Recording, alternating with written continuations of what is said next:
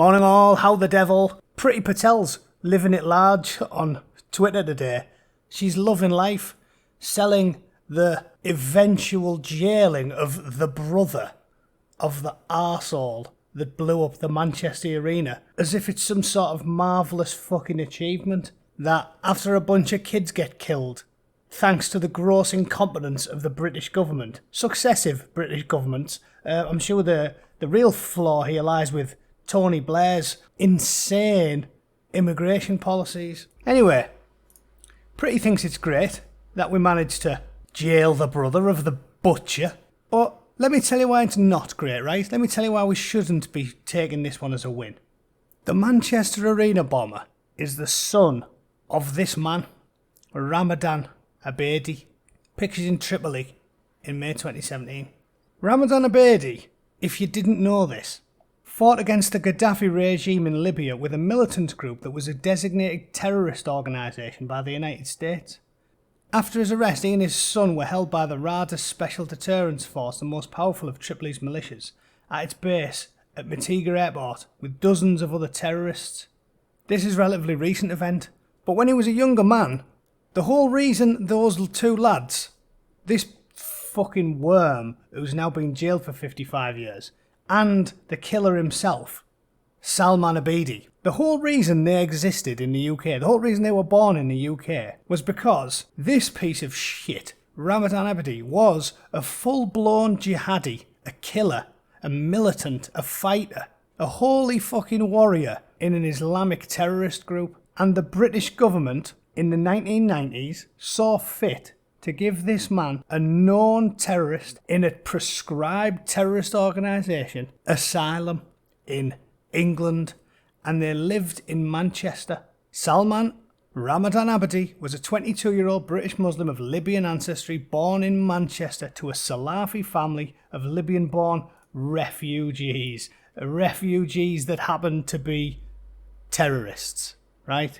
Terrorists. Prescribed group in the United States. So terrorists, not refugees. Wikipedia. They settled in South Manchester after fleeing to the UK to escape the government of Muammar Gaddafi. Why Gaddafi? Well, I always wondered why he didn't make himself a higher rank. Colonel? Who the fuck? When you're just going to install yourself as the top man in the country, why settle for the rank of colonel? I'd have been Field Marshal, double-hard bastard, 22 Dix Taylor. That's much better. Anyway, Colonel Gaddafi. And you know why they had to escape Colonel Gaddafi? Because they were fucking jihadis. That's why. He grew up in the Wally Range area and lived in Fallowfield. Neighbours described them as very traditional and super religious. Fuck me. No shit, Sherlock. Is this like the austere religious scholar that we heard so much about? Of course they were super religious. They were fucking jihadis. Do you get agnostic suicide bombers, you barmy bastards? Fuck me. So we knew. Anyway, I'm not going on about it. If you want to read about it, I'll put the links in the description. The short version is this. Stevie Wonder could have seen that allowing this man to settle in the UK was a terrible idea. It was the actions of a fuckwit. A staggeringly short-sighted fuckwit. Anyone watching this video, no one with any training, you don't have to have been trained, you don't have to have done any fucking courses when you're in the civil service. Anyone would go, an application brushes across your desk. Let's have a look at this. Oh, okay. Ramadan and fled Libya. Gaddafi's going to kill him. Member of a prescribed terrorist organisation. Denied. Yep. Can't risk safety to British citizens. Yes, we should try and help some people when we can, but there is absolutely no leeway on the safety of the British citizenry. That is the number one job of the British government. The number one job is to ensure the safety of your citizenry, yes?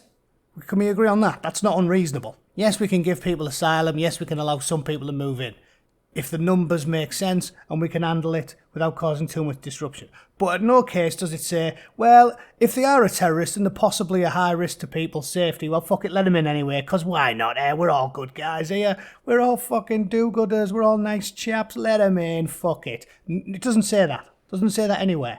So, this is the crux of my argument. If anyone watching this video was day one, week one civil servant, And this fucker's name came across your desk, who, by the way, has since vanished, so no justice for us. He's gone. He's fucking disappeared. If they crossed your desk, their documents, and you had to decide whether or not they should be given leave to remain in the UK, you would go, denied, get rid of them, fuck them off, suicide. Anyone would. Surely even a Guardian reader.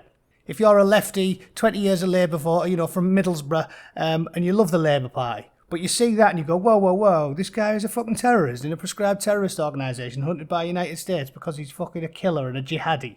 No, I don't think we'll let him in. No, that sounds like a terrible idea. Yeah, that's what I'd do. I'd say that is a worse idea than going in to get your prostate checked by fucking Harold Shipman. Harold Shipman, if he was suffering from gigantism and had particularly large fingers. That is a terrible idea. So, no, I'm not doing that. I'm not. No, you're all right. I'll pass. And yet, both of them were accepted. Both of them moved to Manchester. And both of them raised a pair of killers. Golf clap. Well done, British Parliament. Well done, British ministers. And well done, civil service. A mistake that a week one, day one, IQ of 90 civil servant would think this is not a good idea. Well, we made that mistake. And this boss-eyed, wonky-faced fucking little mutant and his murderous shitbag brother, raised by terrorists, ended the lives of all these people. The worst of which, if you don't know, was little Safi. When I read about Safi, the little girl, even my frozen, icy heart almost skipped a beat because it was fucking heartbreaking. The poor little bastard. Look at those faces and then look at that face. Did we get a good deal there? Did we? Pretty? You fucking idiot. Honestly, I know I am an angry bastard. Of course I'm an angry bastard. I'm an angry bootneck. But how can this not make you incandescent with fury? These kids are dead. All these people. Not because of Salman Abedi, but because of generations of British government officials who don't do basic checks and balances, risk assessments. I'd fill a risk assessment in if I was working in the civil service and I was asked to OK refugees and asylum seekers, and if two of them were fucking jihadis in a fucking prescribed terrorist organisation and they wanted to move to Manchester, I would say, no, put them in the fucking sea. Send them back to whichever godforsaken place they come from and say, go and hang out with your terrorist mates, let them feed and fucking house you. It is unacceptable. And there's my response. The British government allowed his jihadi parents asylum, and they raised a jihadi, which anyone could see coming 50 miles away. Couldn't they? A blind, deaf mute would come to that conclusion. Therefore, whoever allowed them in helped kill those kids. They did. They definitely did. Find a minister or civil servant that okayed it and give them 55 years as well. Definitely. Or maybe I'm being hyperbolic because it's Twitter, but not 55 years. But there needs to be accountability. If you signed off, if you rubber stamp their passports, terrorists, and their children get indoctrinated by their terrorist parents and grow up to kill children, fucking women and children, I want accountability.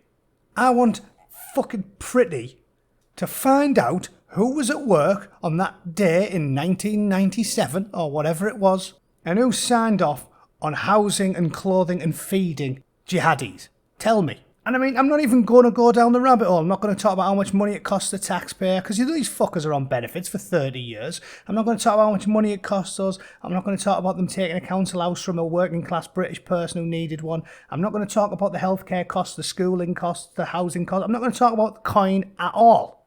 I'm just saying on a purely moral level, to see these faces and know that every one of them died because of idiotic, ridiculous decisions by civil servants and British politicians. I want to see heads roll over that. It is disgraceful. Seriously, anyone could see it coming. Anyone. You could get a bricklayer off his pull him off the building site for an hour, stick him in a fucking ill-fitting D-mob suit, and sit him behind a desk and put fucking 10 immigration applications in front of him, and he would pick theirs out and go, are you lads fucking mental? Are you taking the piss? You balmy cunts. Of course we shouldn't be giving them a house in Manchester. Are you fucking mental? Do you see what I'm saying? Why does it... If I can see it and you can see it, they can see it. So that is negligence. Criminal negligence. And they should root out whichever twat, lazy, work-shy civil servant or politician signed off their fucking names, and they should hound them until someone ends up in court. Because that is criminal negligence that kills fucking children. Children. My blood boils over this stuff. Again, I'm not that judgmental when it comes... If it was even hidden and we didn't really know the facts about the parents until a lot later or something, you could have some leeway, but this was criminal negligence. We sent out search parties for immigrants. We didn't vet them properly. And when terrorists in prescribed organisations arrived, we fucking fed, clothed and housed them. It is absolutely scandalous, and some fucker should be in the bastard cells over it. It won't bring back the dead, but it'll fucking cheer me up. It'll be a silver lining to a dark, shitty cloud. Absolutely fucking disgraceful. So that's me for the day. Priti, don't you dare have the gall to fucking flag wave over the corpses of dead children and make it like this is a win. Justice has been delivered. Their kids are fucking dead. Would it bring you any peace? Would it? If you had to bury your 8-year-old? Some little fucker on Twitter, millionaire, incompetent, telling you, oh yeah, justice, haha, justice, now who's up for some Prosecco? Fuck you. Priti. Pretty shitty. This is not good enough. It's not justice. It's murder that we could have seen coming 50 miles away. But as usual, we are sorely served by the monumental thunder cunts, fuckwits, and cringing, whiny, spineless shitbags that work for the civil service and the British government. And I swear to God, I just pray. In fact, no, I don't need to pray. They should pray. They should pray that nothing like that ever happens to me and mine. Because I think I would flip the fuck out. I don't think I'd be on Twitter going, yeah, nice one, cheers, Priti. We finally jailed the brother of an arsehole. I'm over the fucking moon. I'll drink some gin and never visit my dead daughter's grave ever again. Fucking champion. Justice has been delivered. Fucking do me a favour. Are you having a bubble bath, you silly mare? So, that's my piece. I think these people need to be held accountable. Find out who okayed... Every time someone butchers a bunch of people, doesn't matter whether it was the London Bridge killings, the stabbings at the market, the fucking truck of peace, it doesn't matter what you're talking about. If it's as blatant, as clear... I'm not saying have a witch hunt and just, hunt down civil servants left, right and centre, but if it's as clear as the nose on your face, if it's as clear as a diplodocus in a neon shell suit, that the person they okayed, they gave asylum to, they gave a house to, was definitely 100% a severe security risk to everyone around them. It is criminal negligence on the part of the state, and someone should be held accountable for it. Arseholes. Anyway, that's me. I like to be filled with rage first thing in the morning. And now I'm off to do some work whilst boiling. As my piss bubbles away. Let me know what you think, guys. Let me know what you think. What do you think would be a suitable punishment? Who do you think okays that makes these decisions? I want to know. 40 other fucking people clearly want to know as well. This is not something to celebrate, Priti. There is nothing good comes from dead children. And I don't think you should be fucking lapping it up on Twitter. Celebrating our incompetence and stupidity. Unbelievable. Anyway, I'll see you guys soon. Cheers.